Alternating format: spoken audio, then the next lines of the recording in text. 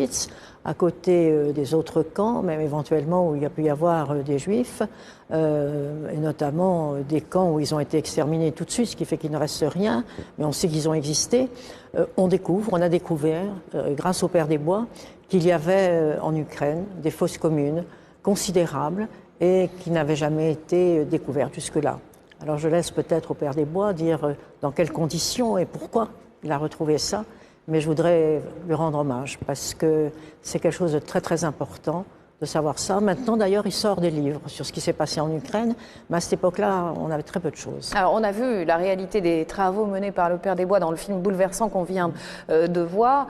Simplement quelques questions qui sont vraiment très importantes. On a parlé d'1,5 million de juifs donc qui auraient été enterrés dans des fosses communes en Ukraine, et c'est seulement en Ukraine, et ce chiffre est loin d'être arrêté.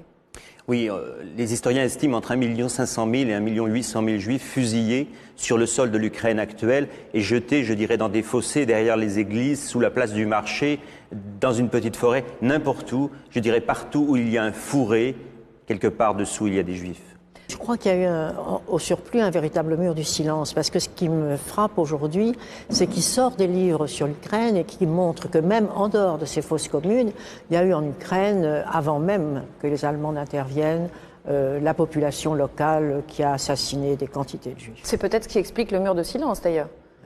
Parce que la population elle-même a eu beaucoup de mal à parler de ça, elle était impliquée. Oh, elle a été très impliquée, très impliquée. Il y a eu vraiment un moment où les Allemands n'étaient pas encore tellement sensibilisés sur cette question. Ce sont très souvent les Ukrainiens qui ont agi eux-mêmes. Il n'est pas acceptable que les plus grandes avenues des grandes villes d'Ukraine, comme la plus grande artère de Kiev, qui fait 5 km de long et qui mène au site de Babi Yar, où les supplétifs ukrainiens ont assisté les nazis dans l'assassinat de 30 000 juifs, portent le nom du chef des nationalistes, Bandera, qui a coopéré avec les nazis et qui a assassiné des dizaines de milliers de familles juives en Ukraine. Et c'est pas simplement Bandera à Kiev, il y a une journée nationale en l'honneur de Bandera.